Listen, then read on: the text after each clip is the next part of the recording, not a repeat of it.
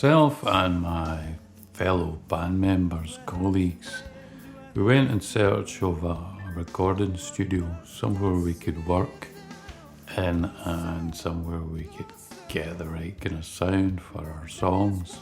We ventured round southern England. We had a few places in mind that we were going to have a look at just to see which one would be good for us. One of the places on the list was ROCKFIELD Studios in Wales. So we set across the Welsh border, and ROCKFIELD Studios is quite close to a town called Monmouth. So we drove into ROCKFIELD Studios and were quite surprised to find that it was very much an active working farm. There's a big courtyard, and that's where all the rooms are, the dining area and the recording studio. One of the main reasons we wanted to go there was because they had a Neve desk, and that was a particular sound, I think, or situation we were looking for. So the first person that met us was the owner, Kingsley Ward, and he certainly didn't look like a typical recording studio owner, which was good. It was quite refreshing. The guy was just straightforward and wasn't entangled in the whole music business as such. He just happened, I think, to use this farm for recording and for bands. Just sort of fell into it. It was a situation that he could work with. He was just a normal guy, who had an enthusiasm about music and about the bands who came and worked there. So Kingsley showed us round, he showed us into the room, and he showed us a book where people had signed the bands, the musicians who had worked there, that autographed the book, and he had some album covers up, all the different people who had worked there, which was numerous at the time. After he'd showed us that particular thing, we went round all the living quarters and into the studio. Really nice studio, set out with one big live area at the back and a further live area at the front of the desk. So you could pretty much have two live rooms and just kind of use them how you wanted. It had the Neve desk, it had a whole load of vintage outboard gear and various bits of kit. So it all looked good. There was also another recording studio that was at the front of the farm. So this was very much a working farm. They had the horses, they had the chickens, they had sheep out in the fields. So it was very much an unusual sort of feel to it, but it was a good feel. Didn't feel odd. The two sort of made it feel quite harmonious. You sort of felt that it was quite restful in a way, and you felt as if you were away from things, maybe a bit of time to think. After looking round ROCKFIELD, we had a good look and a good chat with Kingsley, and we went back home after that, and then we decided that this was going to be a good place to work. So we asked Mercury at the time, can we go there and can you try and book us in? Because we think it would be a great place to record. So fortunately they did manage to just secure a booking for us. So summer 1991, we spent a good 4 weeks, a good month in Wales, Monmouth and ROCKFIELD Studios. The days were pretty full. Normally the day would start in the studio sort of late morning, early afternoon. So you could get up in the morning. I used to go for a jog around the country roads, get back, get cleaned up, and then you'd go in for breakfast. Kingsley's daughters, they were both adults at the time, and they helped out quite a bit. They helped out in the kitchen, they helped out in the farm. be very much a family kind of vibe. After breakfast, we'd usually start recording. So whoever's turn it was, you know, if it was the drums or the bass, or if it was my turn on the guitar, then you had a pretty full day of it. Or if it was somebody else, you could go in and just listen and make sure everything was going down good and you were happy with the arrangement of things. So recording probably started about 11. Lunch was usually laid on throughout the afternoon, so you could go in and just help yourself to whatever food was on offer. Kingsley's wife, she would work in the office, and if there was any problems, any kind of things where you might do something that you weren't supposed to, she was always the one who would come in and pretty much tell you what the score was. And Kingsley was always around, keeping everyone cheerful and having a listen. He was always interested in what everyone was doing. Meantime, you know, you could be recording, patio doors open to the courtyard. You could see things going on, you know, there'd always be something happening. Quite fun like that. After the sort of afternoon recording, you'd usually have dinner about 6 o'clock. So everybody would finish up and you would all go through to the dining area. And the dining area was a big large table, always a big meal. You could have a choice of loads of stuff. And the dining area looked out into a particular field. Again, there was patio doors. You could get out and have a bit of fresh air. I do remember that particular summer, there was a lot of sun. It was a really warm time. In our days, normally after dinner, we got into this habit of playing volleyball.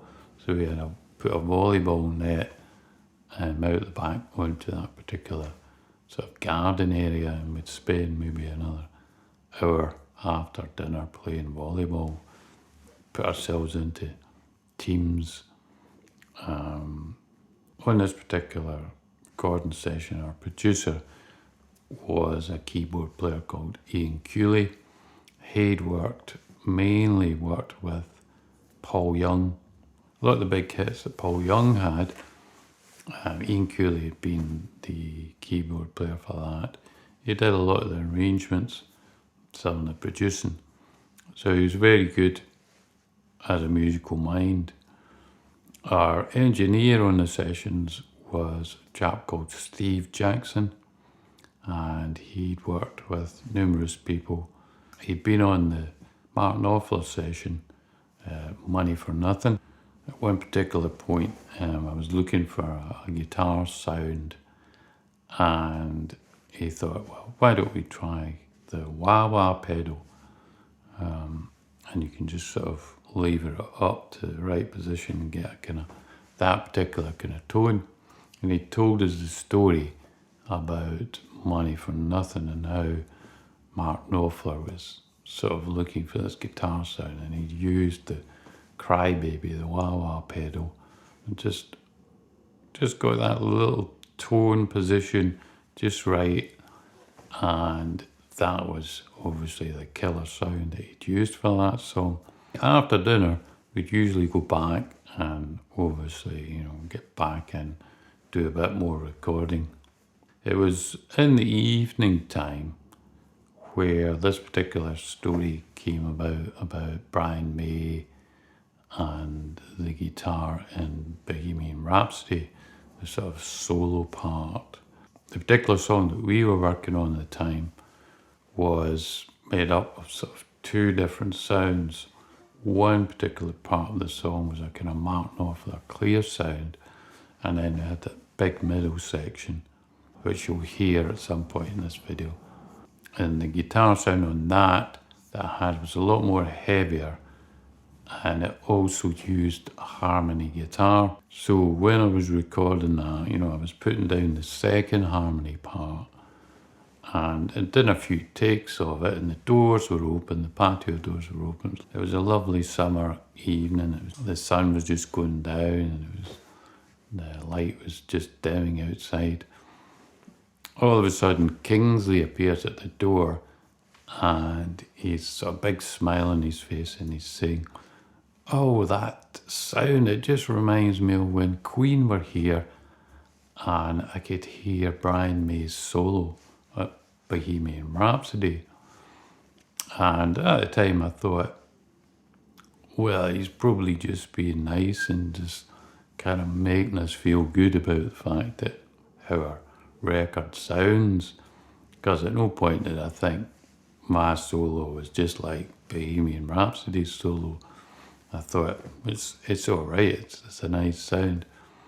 But then I realised, of course, later that he was associating the harmony guitar sound with that. It was a very similar kind of tone. And when you think about a harmony guitar, you usually think Queen and Brian May. So I guess at that time, you know, when you hear something like that, you just instantly think that's the sound of, you know, a Queen song or that particular track. But because they'd done Bohemian Rhapsody, a lot of it at ROCKFIELD, I think it all came back to him. And he came running up to the door and says, "Oh, that just reminded me of the time when Queen were here and they were recording." So it was obviously a good memory for him. Anyway, so we continued recording. So that was how our days were filmed at ROCKFIELD Studios. We were there about 4 weeks and we recorded 3 or 4 songs. To us it was a great experience, and we got to use some brilliant equipment, and there was a lot of good memories from that session.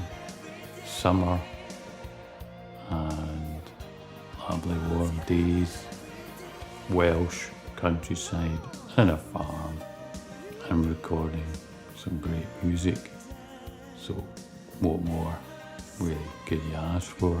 So the particular bit, the kind of Mark Knopfler sound we used a little bit in the chorus, it was using the Crybaby, the wah-wah pedal. The harmony guitar sort of comes in halfway. So this was the start of the solo.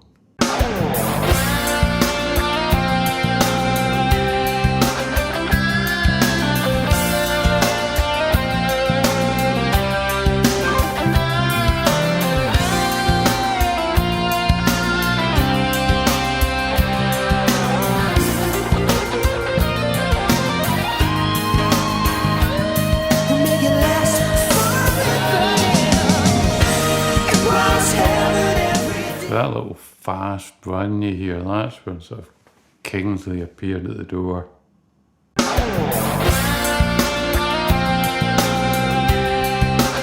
So that initial slide, that brings in the heavier guitar, and that was both double tracked. So I had a lower part and a higher part. The 2 guitars, I used the same guitar for the 2 parts. But you could kind of see it starts off with a few bends, a few harmony bends.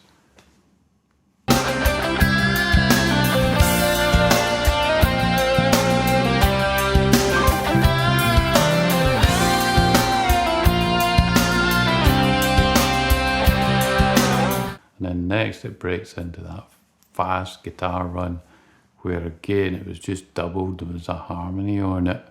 And I think this was obviously playing all over the courtyard at the time.